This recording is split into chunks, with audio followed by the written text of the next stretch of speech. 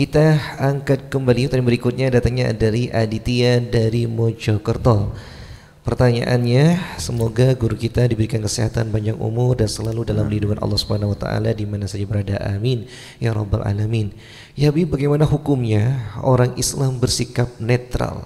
Saya pernah bertemu dengan seseorang dan orang tersebut berkata, saya tidak bermadhab. Jika ditanya dari golongan mana, orang tersebut menjawab, saya tidak bergolongan, saya netral. Yang penting saya Islam. Nah, itu di dalam Islam bagaimana hukumnya Habib? Oh, jawabannya.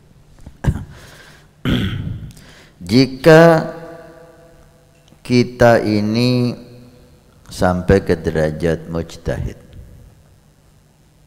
artinya pemahaman kita atas Al-Quran dan hadis Nabi SAW begitu hebat, ilmu alat bahasa Arab kita kuasai benar, ya, balaghah, usul kita kuasai, sehingga kita bisa mengambil istinbat hukum Allah dalam Al-Quran, dalam hadis Nabi Muhammad, maka anda nggak perlu bermadhab.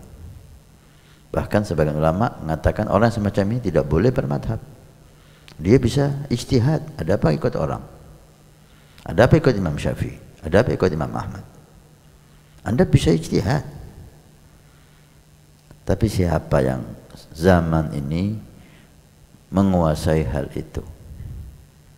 Siapa yang mampu menguasai ilmu-ilmu itu sehingga bisa mengambil dari Al-Quran hukum-hukum Allah, bisa mengambil dari hadis Nabi? Saya tidak melihat ada yang mampu. Jika kita tidak mampu mengambil hukum dari Al-Quran, jangan paksakan. Dia khawatirkan kita salah memahami Al-Quran, kita salah memahami hadis.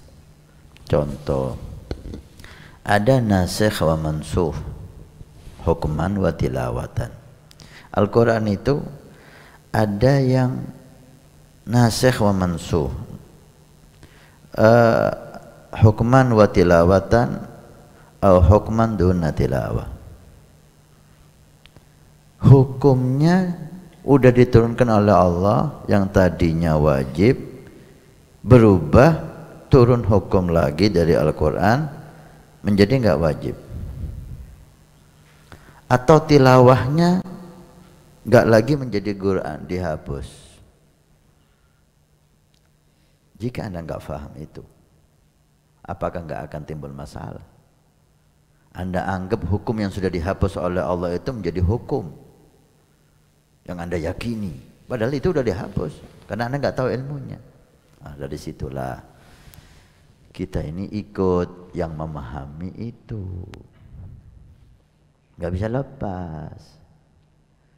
Dan ulama Ahlussunnah wal Jamaah mensepakati, ulama madhab yang aman kita ikuti. Saya katakan aman karena nggak hanya 4 ini, sebetulnya banyak di luar sana, tapi yang aman, yang dijamin keasliannya hanya 4: Abu Hanifah, Imam Malik, Imam Syafi'i, Imam Ahmad. 4 ini Allah siapkan santri-santri yang luar biasa sehingga pendapat-pendapatnya terbukukan dengan baik dan murni, memang ini dinisbahkan kepada mereka, sanadnya jelas. Selain 4 ini banyak banget ulama-ulama yang sekali ber-4 ini, bisa jadi lebih hebat dari 4 ini, tapi sayangnya santri-santrinya itu tidak membukukan dengan baik, sehingga tidak bisa dijamin keasliannya. Contoh, madhab Ja'far Shadiq. Imam Ja'far Shadiq alim allamah, bahkan gurunya Abu Hanifah. Abu Hanifah madhab pertama, imam madhab pertama Abu Hanifah itu berguru pada Imam Ja'far Shadiq. Tapi santri-santri Imam Ja'far Shadiq tidak membukukan dengan rapi pendapat-pendapat Imam Ja'far Shadiq. Sampai sekarang tidak bisa kita pastikan ada kitabnya Imam Ja'far Shadiq yang benar-benar dipastikan bahwa ini kitab beliau. Sehingga pendapat ucapan-ucapan Imam Ja'far Shadiq kita perlu pilah-pilah, kita perlu lihat lagi apakah ini benar kata-katanya Imam Ja'far Shadiq atau kata-katanya orang yang dimasukkan ke Imam Ja'far Shadiq. Nah, karena hal itu meragukan sehingga madhabnya Imam Ja'far Shadiq oleh para habaib sendiri, para ahlul bait sendiri tidak banyak diikuti. Malah ahlul bait mengikuti kebanyakan terutama yang dari Hadramut madhabnya Imam Syafi'i. Oke. Kemudian sekarang Anda nih yang bertanya, saya netral, saya tidak bermadhab. Terus cara Anda sholat bagaimana? Cara Anda wudhu bagaimana? Pemahaman Anda tentang Al-Quran, hadis ngambil dari mana? Pasti dari gurunya, nggak mungkin dia sendiri ngambil di Al-Quran. Kadang-kadang orang yang ngomong gini ini nggak bisa bahasa Arab. Bagaimana bisa? Artinya dia mau tidak mau ikut orang, ikut ustadznya. Lo sama-sama ikut pemahamannya orang, ya lebih aman ikut Imam Syafi'i bagi kita. Ya. Kita sama-sama ikut, kita nggak bisa ngambil langsung dari Quran hadis, bohong. Ada yang ngomong netral, saya nggak ikut madhab, bohong. Anda pasti punya guru, karena Anda nggak bisa. Apa cara wudhu kita? Ya apa cara sholat kita? Ya apa cara ibadah kita? Ya apa yang membatalkan sholat, membatalkan wudhu? Gimana kita ambil itu ilmu? Pemahaman yang kita, pasti kita ikut orang. Lah ini sayangnya kadang-kadang kita dilarang ikut Imam Syafi'i, dilarang ikut Imam Malik, Abu Hanifah, Imam Muhammad, disuruh ikut dia. Disuruh berkiblat ikut saya aja. Saya ngambil langsung dari Al-Quran dan hadis, ikut saya. Berarti saya madhabnya Anda. Loh, kalau saya harus ikut, sama-sama ikut, daripada ikut Anda yang nggak jelas.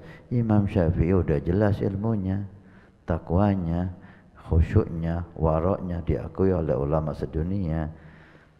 Itu mantik ya, pinter-pinteran ngomong. Kita langsung ngambil dari Al-Quran dan hadis. Anda bukan kapasitasnya ngambil Quran dan hadis, Anda nggak punya ilmu tentang itu. Artinya dia ikut ustadznya. Sama-sama ikut. Ya kita lebih aman ikut Imam Syafi'i. Diakui oleh ulama sedunia. Wah, Anda yang bicara itu diakui siapa? Kampungnya nggak ngakui dia. Negeri kecamatannya ulama yang di setempat nggak ngakui ilmunya. Kita disuruh ikut dia. Minta maaf, ini agama ini. Pemahamannya harus betul-betul terjamin kebenarannya. Biarlah, itu hanya mantik aja, pinter-pinteran ngomong. Mau nggak mau kita harus ikut orang. Tinggal siapa yang kita ikuti. Pemahamannya siapa atas Quran dan hadis yang kita ikuti, hanya itu. Kalau ikut pasti tinggal ikut siapa, silakan memilih, ikut Imam Syafi'i atau ikut Imam Samudra, imam-imam yang lain, silakan. Anda mau ngikuti Imam Syafi'i yang dijamin keilmuannya, ketakwaannya, seluruh ulama sedunia mengakui beliau, atau ikut imam yang enggak jelas, Anda merdeka, Anda bebas. Tapi saran saya, pilih orang yang tepat atas agama Anda. Assalamualaikum warahmatullahi wabarakatuh. Alhamdulillah, saya Hasan Ismail Al-Muhdar, khadim Pondok Pesantren Nurul Iman. Kami informasikan kepada semua donatur Masjid Awwabin pada hari Jumat ini tanggal 9 Juni. Alhamdulillah kita melaporkan perkembangan Masjid Awwabin. Lantai pertama sudah kita lewati dan sudah selesai, tinggal finishing. Dan ini lantai yang kedua juga sudah selesai pengedekan dan insya Allah bentar lagi proses finishing. Dan ini kita naik lantai 3 atau lantai 2 masjid. Alhamdulillah udah proses pengedekan Setelah itu kita mulai finishing, mulai dari lantai dasar aula masjid yang pertama dan lantai masjid yang kedua. Terima kasih banyak semua donatur, semua simpatisan, baik yang mengikuti bulanan setiap bulan 100.000 ataupun yang memberikan hartanya.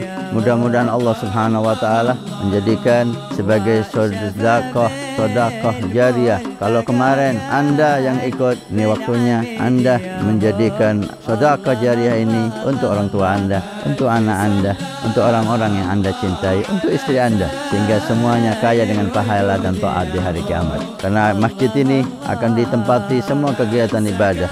Belajar mengajar di masjid, dakwah ilallah di masjid, salat jamaah di masjid, aurat di masjid, pengajian di masjid. Masya Allah, begitu besar fungsi masjid dan aula Al-Awabin yang diberi nama oleh guru mulia kita dengan Awabin. Mudah-mudahan dapat selesai dan bermanfaat sampai hari kiamat. Terima kasih. Barakah. Wassalamualaikum warahmatullahi wabarakatuh.